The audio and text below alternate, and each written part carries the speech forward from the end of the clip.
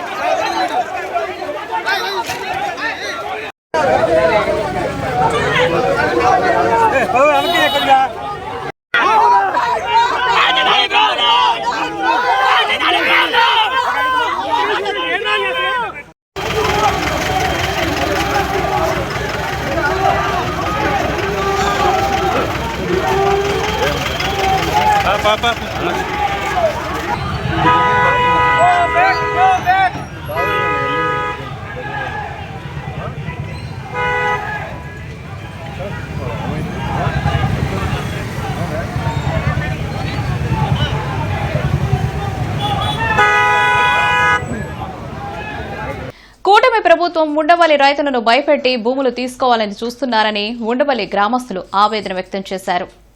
చట్ట ప్రకారమే తమ భూములను ప్రభుత్వం తీసుకోవాలని ఉండవల్లి గ్రామ రైతులు జాయింట్ కలెక్టర్ అశుతోష్ శ్రీవాస్తవకు వినతి పత్రం అందజేశారు. ఈ సందర్భంగా రైతు డాక్టర్ కన్నారావు నాయుడు మీడియాతో మాట్లాడారు. రాష్ట్ర ప్రభుత్వం వేస్తున్న సీడ్ యాక్సెస్ రోడ్డు వలన ఎటువంటి ఉపయోగం లేదన్నారు. కేవలం తాము భూములు ఇవ్వమని చెప్పినందుకే సీడ్ యాక్సెస్ రోడ్డును వెలుగులోకి తెచ్చారని మండిపడ్డారు. 11 ఏళ్లుగా ఉండవల్లి భూములకు వాల్యుయేషన్ పెంచలేదన్నారు. ఎల్పీఎస్ క్రింద భూసేకరణ చేస్తామని అధికారులు చెప్పడం బూటకమన్నారు. ఈ కార్యక్రమంలో రఘునాథ్ రెడ్డి, శ్రీధర్ రెడ్డి, సంత్ సురేష్, పెన్నూరు నాగభూషణం, మేకల హనుమాన్ ప్రసాద్, రత్నబాబు, సంజీవరెడ్డి, పుల్లారెడ్డి తదితరులు పాల్గొన్నారు. బైపాస్ రోడ్ అనేది ఇప్పుడు కట్టిన బైపాస్ రోడ్ నేషనల్ హైవేది now it is declared as a national highway. The పాత నేషనల్ హైవే ప్రకాశం బ్యారేజ్ కాకుండా కనకదుర్గ బ్యారేజ్ మటుకు అది now is the part of state government highway. So ఇప్పుడు అక్కడికి వెళ్ళి కలిపేసి బ్యారేజ్లో కలుపుతాము, ఇక్కడ కలుపుతాం, అక్కడ కలుపుతాం అంటే ఈ ట్రాఫిక్ని తీసుకుని వెళ్ళి ఉండవల్లికి ఈ పక్కనను విజయవాడకి ఉత్తర వైపున దక్షిణ వైపున ఇబ్బంది పెడుతుంది తప్పగా ఈ సీడ్ యాక్సిస్ మూలన ఏ ఉపయోగం లేదు. బైపాస్ రోడ్ బాగా ఉపయోగపడుతుంది. వీళ్ళు వేసే E14, E15 రకరకాల రోడ్లు వేస్తున్నారు. ఇవన్నీ సరిపోతాయి. కక్షతో మేము పూలింగ్కి ఇవ్వలేదని మేము అపోజ్ చేస్తున్నామనే ఉద్దేశంతో ఈ సీడ్ యాక్సెస్ అనే ప్రాజెక్ట్ పెట్టారు. ఆ 30,000 ఎకరాలు తీసుకున్నప్పుడే బాబు దీంట్లో కడితే వచ్చి ఉండేవాడు ఎవడో చెప్పండి నాయన అని ప్రతి ఆఫీసర్ని అడిగాం. ఇవాళ కూడా అదే అడిగాను. అడిగితే వాళ్ళు ఏమీ సమాధానం చెప్పరు. భూములు మాత్రం కావాలా, అక్కడ వచ్చి ఉండేవాడు ఎవడో చెప్పరు. భూమి అయితే మేమేమంటున్నామంటే కన్న తల్లి కంటే ఎక్కువైంది భూమి. ఈ భారతదేశంలో ప్రతి ఒక్క పౌరుడు కూడా తన తండ్రి అమ్మినా, తన తాత అమ్మినా, తన ముత్తాత అమ్మినా కూడా ఈ భూమి నాది అని క్లెయిమ్ చేసుకుంటాడు. మనందరికీ అది తెలిసిన విషయాలే.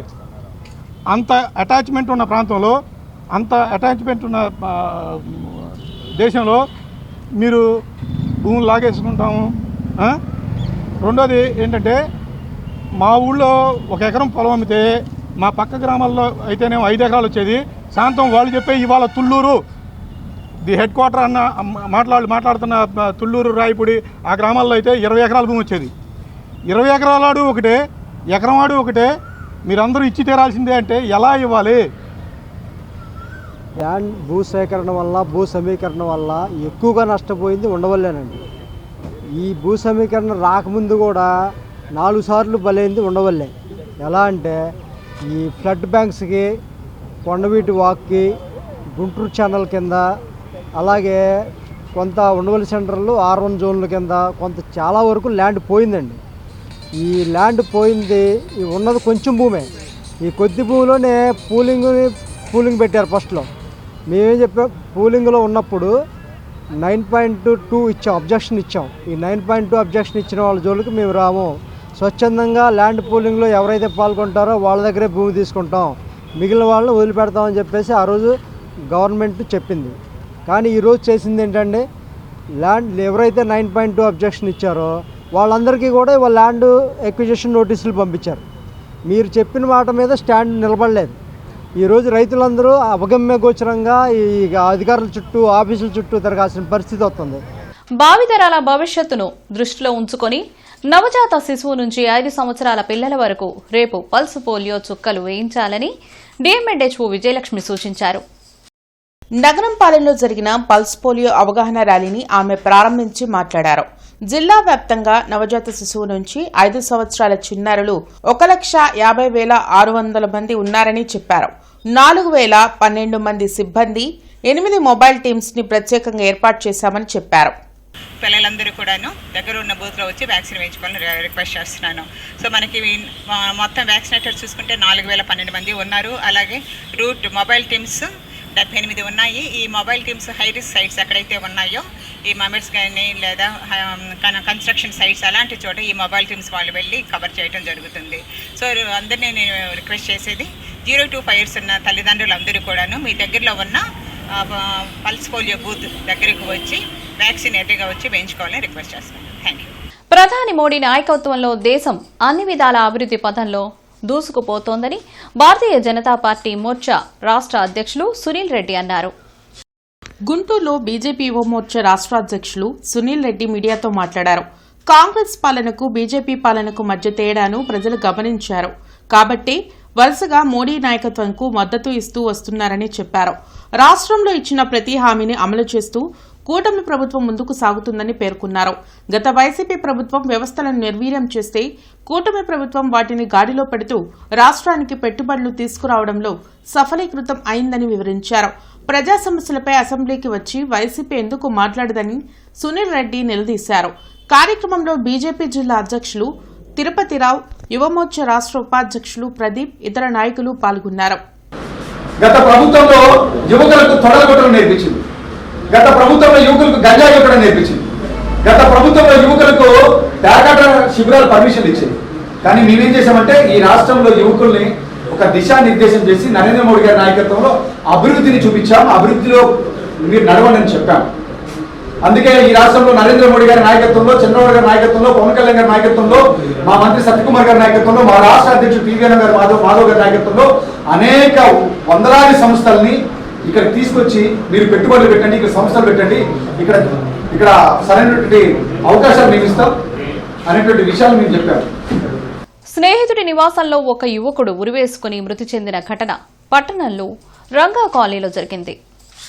పోలీసులు మృతుడి తల్లి ఫిర్యాదు మేరకు రంగా కాలనీకి చెందిన గౌస్ మొహిద్దీన్, వజీర్ స్నేహితులు బంగారు ఆభరణాల చోరీ కేసులో వజీర్ని పోలీసులు అదుపులోకి తీసుకోగా ఆ నగలను స్నేహితుడు షేక్ గౌస్ మొహిద్దీన్ గుంటూరులో తెలిసిన వ్యక్తికి అమ్మాడని పోలీసులకు తెలిపాడు.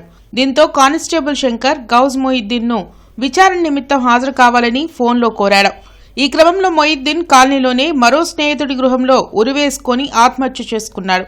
అతన్ని ఏరియా వైద్యశాలకు తీసుకురాగా మృతి చెందినట్లు వైద్యులు నిర్ధారించారు. తన కొడుకుని విచారణకు పిలవడంతో మనస్తాపం చెంది ఆత్మహత్య చేసుకున్నాడని మృతుడి తల్లి ముంతాజ్ బేగం పోలీసులకు ఫిర్యాదు చేశారు. ఈ మేరకు పట్టణ పోలీసులు కేసు నమోదు చేసి దర్యాప్తు చేస్తున్నారు.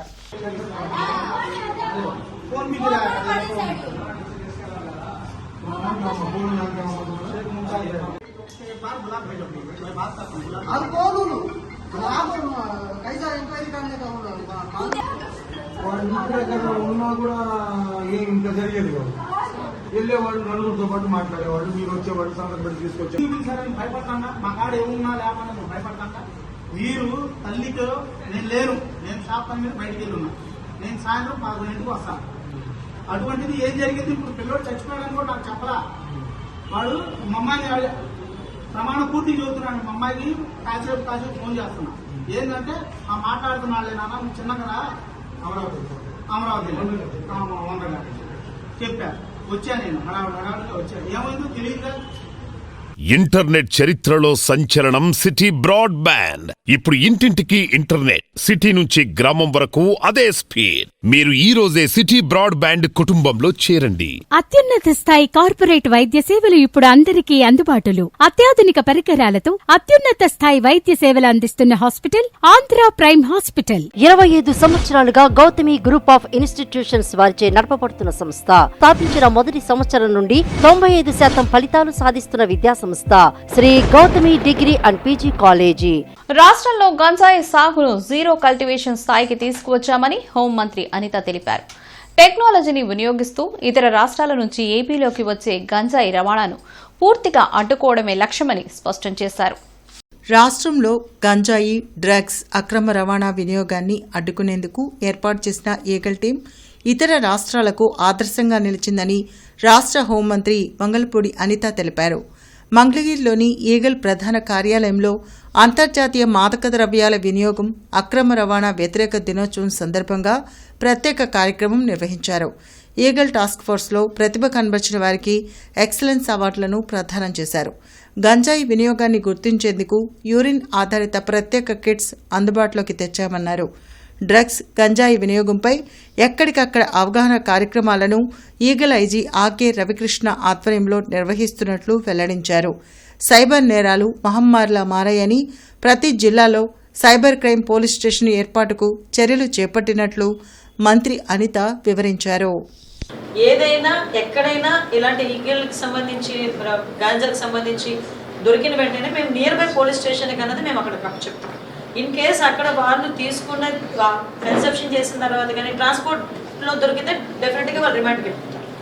ఎవరైనా అప్పటికప్పుడు ఫస్ట్ టైం వరకు తీసుకున్నాము లేకపోతే ఇప్పుడు తీసుకున్నామని చెప్పిన వాళ్ళు అక్కడికి వాళ్ళు మాకు ప్రూవ్ అయిన తర్వాత దగ్గరలో ఉన్న డిఎడిక్షన్ సెంటర్కి వాళ్ళు ఒప్పుకుంటే పంపిస్తాం, ఒప్పుకోకపోతే కనుక కంపల్సరీ వాళ్ళ మీద కూడా కేసు పెట్టి జైలుకి పంపిస్తాం.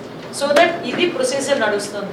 నేను కూడా ఏమంటున్నానంటే యాక్ట్ చాలా గట్టిగా ఉంది కాబట్టి దయచేసి విద్యార్థులు కానీ ఎవరు ఈ రోజు అండి ఈగల్ క్లబ్స్ ఏర్పాటు చేస్తున్నాం. ఎక్కడికి వెళ్ళినా ఈగల్ అనేది కనిపిస్తాం. ఈరోజు ఎక్కడికి వెళ్ళినా ఈవెన్ స్కూల్స్లో దగ్గర ల్యాక్స్ ఆఫ్ పీపుల్కి ఈరోజు మేము ఓరియంటేషన్ కానీ మోటివేషన్ క్లాసెస్ కానీ వెళ్ళాం. ప్రధానంగా అప్పుడు నాకు అసిస్ట్ చేయమని చెప్పేసి మా ఎస్పీ నగేష్ బాబు గారికి ఇవ్వడం జరిగింది. సో ఈ ఈగల్ పుట్టినప్పుడు కేవలం ఒక 5-6 మంది మాత్రమే ఉన్నాం. అప్పుడు క్యాబినెట్ సబ్ కమిటీ గౌరవనీయులైన మన హోమ్ మినిస్టర్ గారు ఆధ్వర్యంలో 5 మంది మినిస్టర్లతో ఒక కమిటీని ఫామ్ చేశారు. ఆ కమిటీ ఇచ్చిన దిశానిర్దేశం ప్రకారం మేము దీన్ని ఎలా ఫామ్ చేయాలి అని మాకు కొంత దిశానిర్దేశం చేయడం వల్ల ఆ రోజు మేము ముందు తొలడుగులు వేసాం. తొలడుగులు వేసినప్పుడు దేశ స్థాయిలో హోమ్ మినిస్టర్ గారి దగ్గర ఎప్పుడు వెళ్ళినా సరే మొత్తం దేశ స్థాయిలో ప్రపంచంలో బెస్ట్ ప్రాక్టీస్ ఏమున్నాయని మేడం ఎప్పుడు అడిగేవారు. అదేవిధంగా మేము దేశ స్థాయిలోని ప్రపంచ స్థాయిలో బెస్ట్ ప్రాక్టీస్ ఏమున్నాయి, అసలు ఈ నార్కోటిక్స్ డ్రగ్స్ మీద యుద్ధం చేయాలంటే మాదక ద్రవ్యాల మీద ఒక ఆర్గనైజేషన్ ఎలా బిల్డ్ చేయాలని చెప్పేసి ఇనిషియల్ పీరియడ్లో చాలా. ఇవి నాటి వార్తలు. నమస్కారం.